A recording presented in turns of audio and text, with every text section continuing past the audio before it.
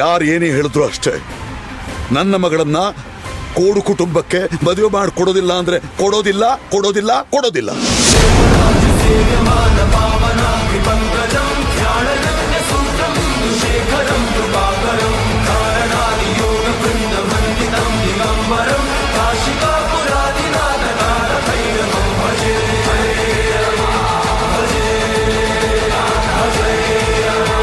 ಅವಳನ್ನ ಮದುವೆ ಆಗ ಗಂಡೆ ಮನೆಗೆ ಬಂದು ಮನೆ ಅಳಿಯಾಗಿರ್ಬೇಕು.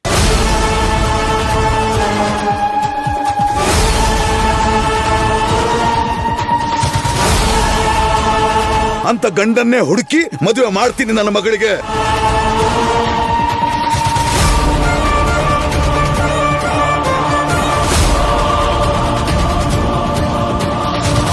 ಕೂಡು ಕುಟುಂಬ ಕೂಡು ಕುಟುಂಬ ಕೂಡು ಕುಟುಂಬ ಏನಾಗಿದೆ ನಿಮ್ಗೆ?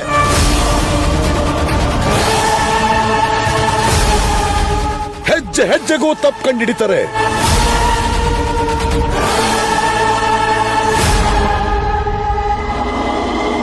ಪ್ರತಿಯೊಂದು ವಿಚಾರಕ್ಕೂ ಮೂಗು ತೋರಿಸ್ತಾರೆ. ಜೀವನ ಪೂರ್ತಿ ಅವರೇನ್ ಅಂದ್ಕೊಂತಾರೆ ಇವರೇನ್ ಅಂದ್ಕೊಂತಾರೆ ಅಂತ ಬದುಕಬೇಕಾಗತ್ತೆ. ಕೂತ್ರೆ ತಪ್ಪು ನಿಂತ್ರೆ ತಪ್ಪು. ನಿನ್ನ ತನಕ್ಕೆ ಬೆಲೆನೇ ಇರೋದಿಲ್ಲ ಕಣೋ.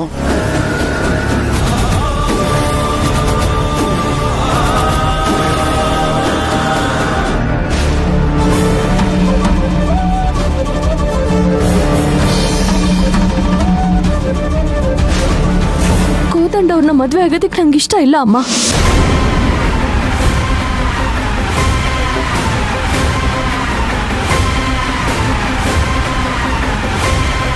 ನಾನು ಇಷ್ಟಪಟ್ಟಿದ್ದು ಕೋದಂಡ ಅವ್ರನ್ನಲ್ಲ, ಅವ್ರ ತಮ್ಮ ಕೃಷ್ಣನ್ನ.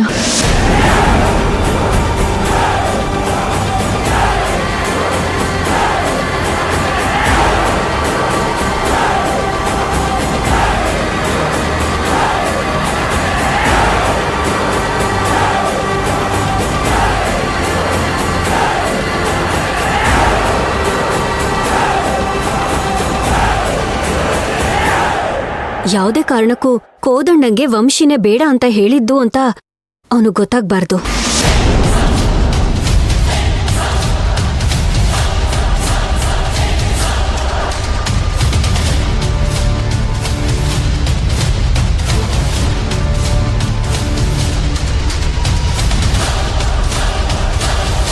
ಅವನ್ ಮನ್ಸಲ್ಲಿ ಇಷ್ಟ ದಿನದಿಂದ ದೊರೆಸ್ವಾಮಿ ಅವರೇ ಅವನ್ನ ಬೇಡ ಅಂತ ಹೇಳಿದ್ದು ಅಂತ ಅನ್ಕೊಂಡಿದ್ದಾನೆ. ಅದು ಹಾಗೆ ಇದ್ಬಿಡ್ಲಿ.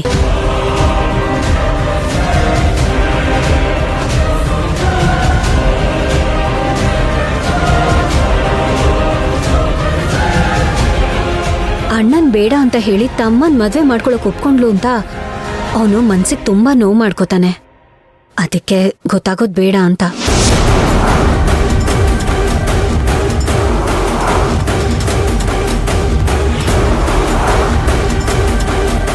ದೊರೆಸ್ವಾಮಿ ಅವ್ರನ್ನ ಮನೆಗ್ ಬರೋದಕ್ಕೆ ಹೇಳೋಣ.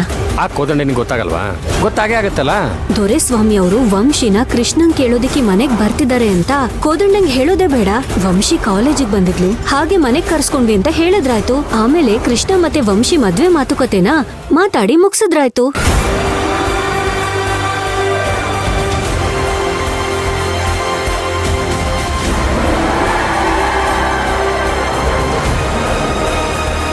ನೋಡಿ, ಮೊದ್ಲು ದೊರೆಸ್ವಾಮಿ ಅವರು ಮನೆಗ್ ಬರ್ಲಿ, ಆಮೇಲೆ ಕೋದಂಡನ ಹತ್ರ ಏನ್ ಮಾತಾಡೋದು ಅಂತ ಒಂದ್ಸಲ ಯೋಚನೆ ಮಾಡೋಣ.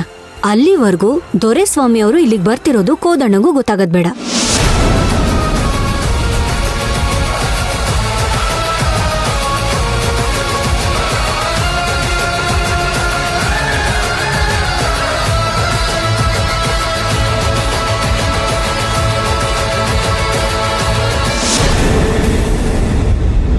ಅಂತ ನಾವ್ ಅನ್ಕೊಂಡಿದ್ ಕೆಲ್ಸ ಆಯ್ತು. ಈಗ ಕೋದಂಡನ್ ತಲೆ ಕೆಡ್ಸಿದ್ರೆ ಆ ಕೃಷ್ಣನ್ ಜೊತೆಗೆ ಈ ಮನೆನೂ ಮುರಿದು ಬೀಳುತ್ತೆ. ಏನ್ರಿ ಇದು? ನಿಮ್ ಮನೆಯವರೇ ನಿಮ್ಗೆ ನಂಬಿಕೆ ದ್ರೋಹ ಮಾಡ್ಬಿಟ್ರ?